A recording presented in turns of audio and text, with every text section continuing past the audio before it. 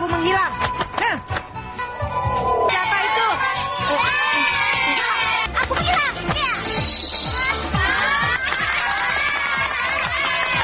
Ayo air api tanah, aku menghilang. Halo Sobat Santuy, gimana nih kabarnya? Semoga sobat-sobat semua dalam kondisi yang sehat walafiat.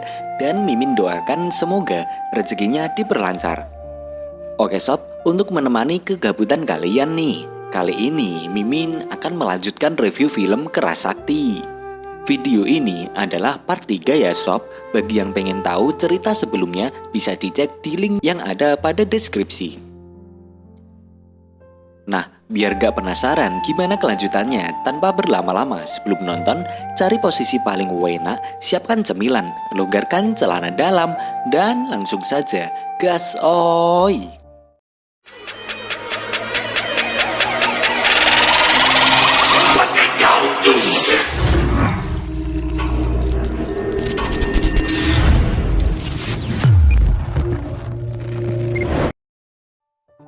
Semenjak cerita Kerasakti tersebar luas, penduduk ramai-ramai ingin menangkapnya untuk dijadikan milik sendiri. Hal tersebut membuat si kera merana nih. Ia pun mulai putus asa. Kemudian ia pun masuk ke sebuah kuil dan melihat patung Dewi Guan Yin di sana. Ia pun mengenali siapa karakter di patung itu. Si kera menceritakan semua yang ia alami. Dan patung itu malah ikut meneteskan air mata nih. Si kera pun tertidur di bawah patung itu. Di pagi harinya terjadi perayaan di sana. Banyak orang ingin berdoa di kuil itu. Setelah dibuka, betapa terkejutnya mereka semua nih melihat Kerasakti yang mereka cari-cari ada di sana. Mereka pun berbondong-bondong untuk menangkap kera itu. Si kera pun berusaha sekuat tenaga untuk menghindari para warga yang ingin menangkapnya. Kejar-kejaran pun terjadi di sana antara si kera dengan para warga yang ingin memiliki kera kecil itu. Hampir saja kera itu tertangkap. Untungnya ia masih bisa melawan para warga. Nampak di sana terdapat patung Dewi Guan Yin. Melihat kera itu, patung Dewi Guan Yin bersinar dan muncullah seekor kuda di sana. Para warga nampak terkejut karena kuda yang dinaiki si kera mampu terbang ke langit. Mereka pun langsung bersujud meminta ampunan. Kuda itu menurunkan si kera di sebuah kuil. Namun saat ia turun, ia pun terjatuh nih akibat kakinya kesakitan dikarenakan diserang oleh para warga. Kuda pun mengobati si kera sehingga ia bisa sehat kembali. Tiba-tiba kuda itu berubah menjadi naga emas dan menyuruh kera itu untuk masuk ke kuil itu. Di dalam kuil ternyata sudah banyak para murid dan ada juga Mahaguru Bodhi di sana. Naga itu pun disambut dengan riang gembira oleh para murid di sana. Ia berubah menjadi patung yang ada di tiang kuil. Terlihat si kera memohon pada Mahaguru agar ia diajarkan sebuah sihir. Si kera diinterogasi oleh Mahaguru. Namun saat ditanya siapa namanya dan dari mana asalnya, si kera tak bisa menjawabnya karena memang dia sendiri belum memiliki nama. Mahaguru pun menolak mengajarinya nih. Si kera terus memohon kepada Mahaguru. Namun karena Mahaguru pernah berjanji jika ia tak akan mengajari orang iseng, bahkan semua murid yang ada di sana pun adalah anak-anak dewa. Karena itulah ia terus menolak si kera itu untuk menjadi muridnya. Si kera pun diusir dari sana. Kemudian setelah kelas selesai, para murid yang kembali ke kamarnya pun sangat terkejut. Di sana ada begitu banyak makanan di meja kamar mereka. Tak hanya itu, kamar mereka pun sudah rapi dan juga wangi. Mereka bertanya-tanya siapakah yang melakukan perbuatan itu. Kemudian muncul si kera yang masuk ke kamar para murid. Dan ternyata nih, si keralah yang melakukan itu semua. Di sini si kera membuat sebuah penawaran jika ia akan melayani para murid tanpa upah. Sebagai gantinya, para murid harus mengajarkan si kera ilmu sihir yang diajarkan oleh Mahaguru. Para murid pun menyetujui tawaran si kera kecil itu. Scene lalu berpindah pada istana 7 Dewi Kayangan. Terlihat ada Panglima Tianfeng yang sedang memperhatikan Chang'e. Konon, Panglima Tianfeng yang merupakan Panglima serba bisa ini kelak akan dilahirkan kembali menjadi wujud Cut Patkai. Ia ternyata jatuh cinta pada Chang'e sejak pandangan pertama nih. Ia bahkan tak bisa makan, tak enak tidur, dan sangat menderita karena memendam perasaannya itu. Kini ia pun memberanikan dirinya untuk menceritakan semua isi hatinya kepada Chang'e.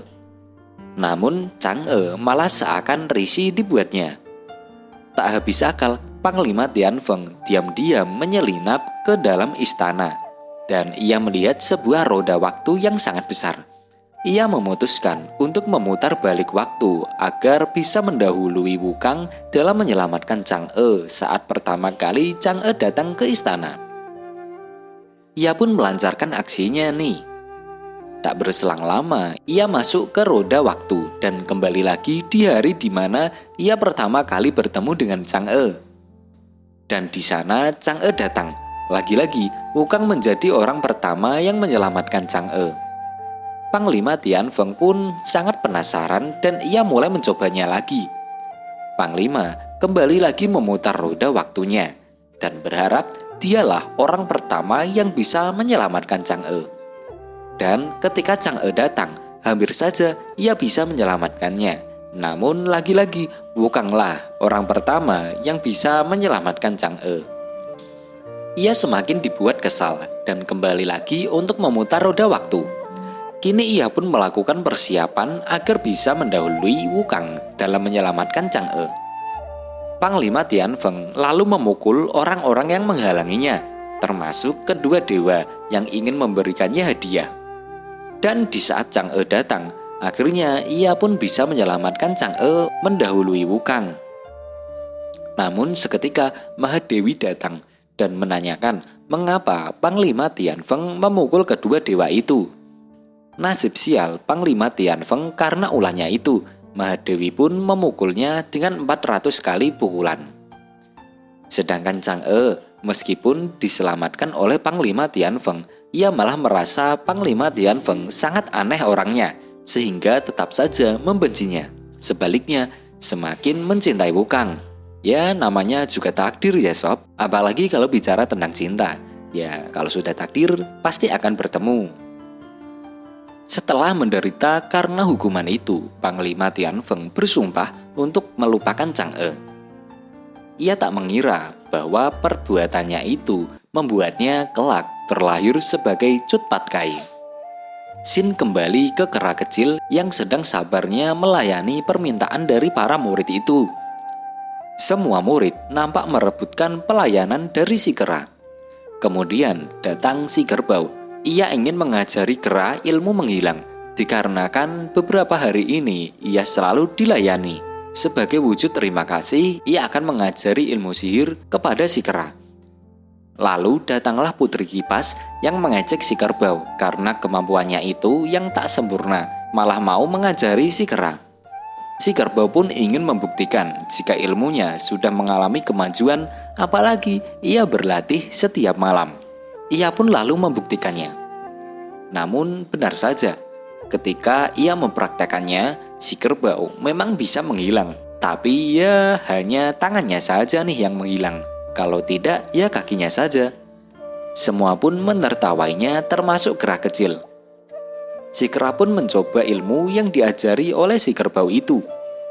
Semuanya pun melongo nih, karena tak percaya jika hanya dengan satu percobaan saja si kera mampu menghilang. Bahkan nih, hanya menyisakan buntutnya saja nih. Namun karena kegaduhan itu, Mahaguru pun mendatangi kamar para murid. Ia memarahi para murid yang bertingkah seperti kera. Si kera kecil yang ingin kabur, nampaknya nih Mahaguru mengetahui keberadaannya. Sehingga ia pun ketahuan dan kemudian ia akan diusir dari sana. Para murid memohon agar Mahaguru menerimanya menjadi murid karena kepintaran dan juga kerajinan si kera kecil itu. Namun lagi-lagi ia berkata jika ia sudah bersumpah dan hanya akan menerima anak-anak dewa saja sebagai muridnya. Mahaguru pun segera menyuruh kera itu untuk pergi. Namun, si kera mencoba mengatakan sebuah alasan mengapa Mahaguru harus menerimanya sebagai muridnya. Ia mengatakan, jika ia rajin, maka ia bisa menjadi dewa kera. Si kerbau pun membenarkan perkataan si kera. Ia bercerita jika dulu ayahnya hanyalah seekor kerbau, tapi kini ayahnya bisa menjadi dewa kerbau. Si kera menjelaskan jika dirinya berasal dari sebuah batu besar. Ia pun bertanya, dari mana asalnya sebuah batu itu? Tentu saja dari langit dan bumi, kata Mahaguru. Si kera mengatakan jika langit adalah ayahnya dan bumi adalah ibunya, jadi ia pantas menjadi murid Mahaguru. Mahaguru pun berpikir sejenak. Ia sangat takjub akan perkataan si kera itu yang sangat pintar dalam berbicara. Ia pun menyadari jika batu sakti telah menyerap saripati langit dan juga bumi.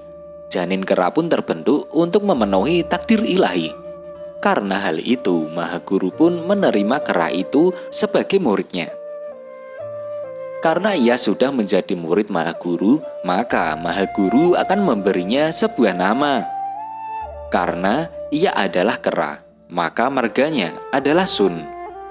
Lalu untuk namanya, Mahaguru memberikannya nama si kera itu dengan sebutan Sun Gokong. Si kera pun nampak senang nih dengan nama itu, dan para murid merayakan atas pencapaian si kera kecil itu. Dan film pun bersambung. Nah, itulah video part 3-nya ya sob. Nantikan part selanjutnya dengan ikuti terus channel ini ya, karena Mimin akan upload secepatnya nih. Sekian dari Mimin dan sampai jumpa.